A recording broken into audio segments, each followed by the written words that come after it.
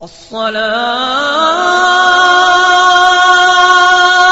خير من النوم۔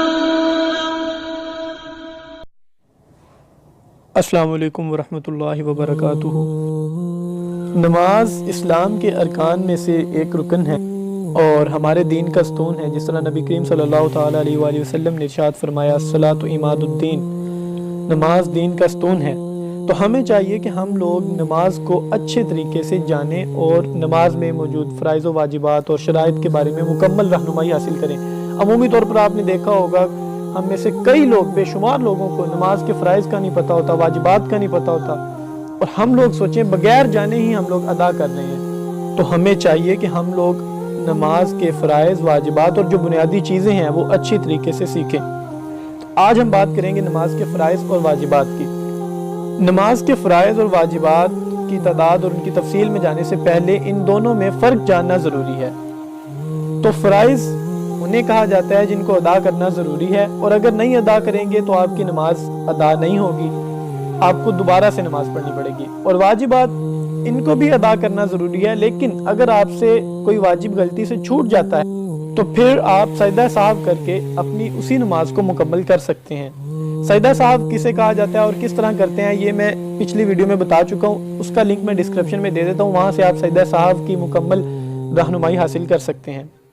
تو نماز کے فرائض 6 ہیں۔ پہلا فرض تکبیر تحریمہ۔ تکبیر تحریمہ سے مراد اللہ اکبر کہہ کر نماز کا آغاز کرنا۔ اگر آپ نہیں کہیں گے تو آپ کی نماز کا آغاز ہی نہیں ہوگا، اس وجہ سے آپ کو پھر دوبارہ سے نماز شروع کرنا پڑے گی۔ دوسرا فرض قیام۔ تیسرا فرض قرات کرنا۔ چوتھا فرض رکوع کرنا۔ اس کے بعد پانچواں فرض 2 سجدے، اور چھٹا فرض قعدہ اخیرہ۔ جو پہلے قیام اور قرات کے بارے میں بتایا، دوسرا اور تیسرا فرض، اس سے مراد یہ، قرات سے مراد یہ کہ قرآن پاک میں سے کوئی بھی سورت کی قرات کرنا جو کم سے کم 3 آیات پر مشتمل ہو، یا ایک ایسی آیت پڑھنا جو 3 آیات کی مقدار کے برابر ہو۔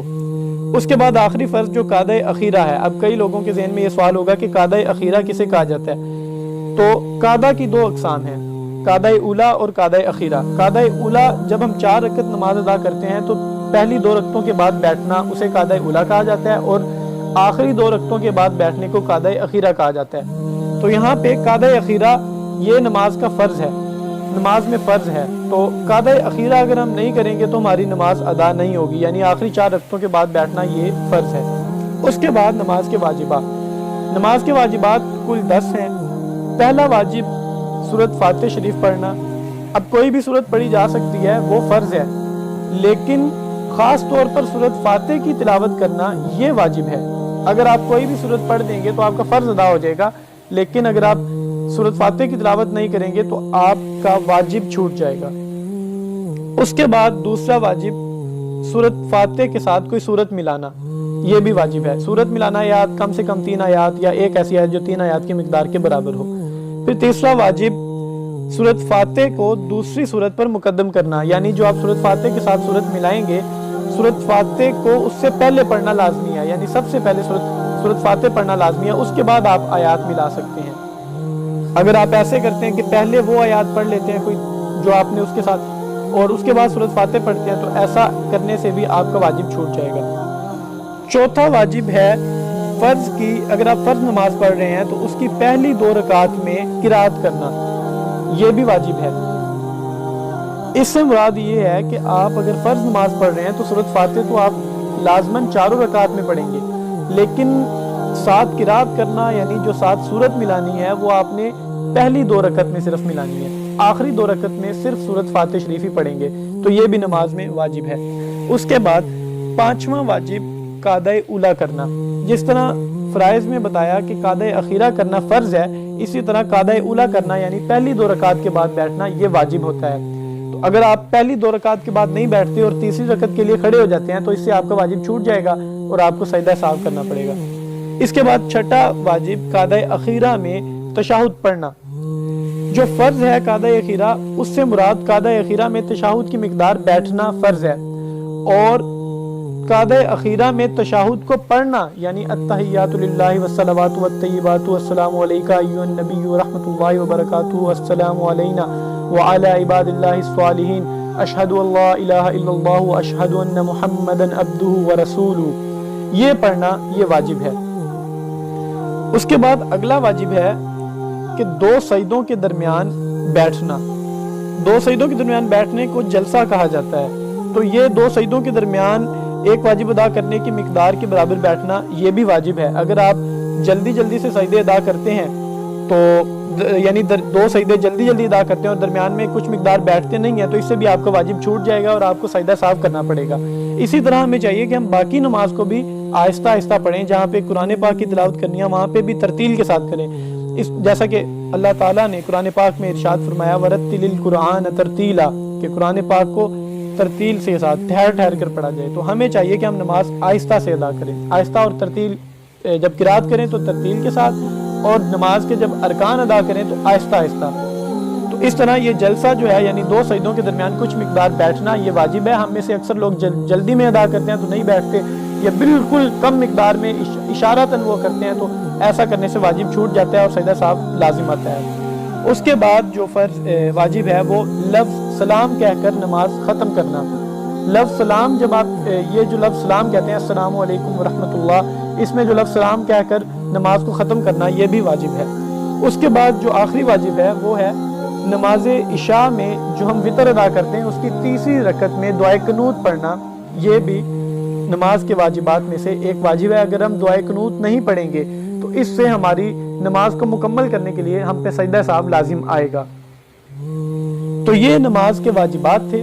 ہمیں چاہیے کہ ہم لوگ فرائض اور واجبات کا خیال رکھیں اور نماز کو ٹھہر کر آہستہ ادا کریں تاکہ تمام فرائض و واجبات مکمل ہوں۔ اور بعض اوقات ہمیں ایسا ہو جاتا ہے کہ ہمیں فرائض و واجبات بھول جاتے ہیں۔ اس کی بنیادی وجہ بھی یہی ہوتی ہے کہ ہمارا دماغ ہر ٹائم نماز کے دوران، بلکہ جب ہم مسجد میں داخل ہی ہوتے ہیں تو ہماری نیت اور دماغ سوچ کہیں اور پہنچ جاتے ہیں۔ تو ہمیں چاہیے کہ ہم لوگ نماز ادا کرنے سے پہلے اپنی نیت کریں اور دماغ کو حاضر ناظر جانیں، جس طرح نبی کریم صلی اللہ علیہ وسلم کا ارشاد پاک ہے کہ انما الاعمال بالنیات، بے شک اعمال کا دار و مدار نیتوں پر ہے۔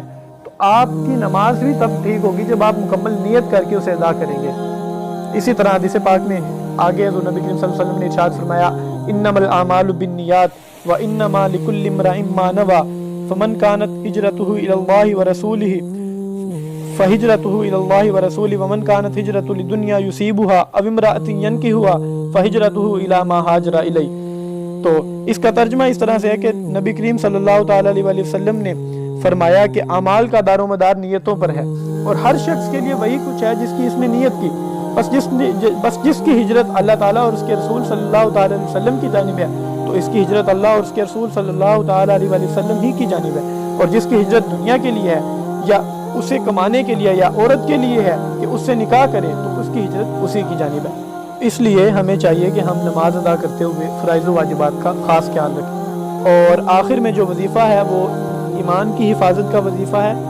اگر ہم چاہتے ہیں کہ ہمارے ایمان کی حفاظت رہے اور ہمیں ایمان پر موت نصیب ہو تو ہمیں چاہیے کہ ہم ہر نماز کے بعد 7 مرتبہ هو اللہ الرحیم اس کا وظیفہ کریں، 7 مرتبہ یہ پڑھیں، تو اس سے انشاءاللہ تعالی عز و جل ہمارے ایمان کی حفاظت ہوگی اور ہمیں ایمان پر موت نصیب ہوگی۔ اللہ تعالی ہمیں اس پر عمل کرنے کی توفیق عطا فرمائے۔ السلام علیکم ورحمۃ اللہ وبرکاتہ۔ ہوپ کہ آپ لوگوں کو یہ ویڈیو پسند آئی ہوگی۔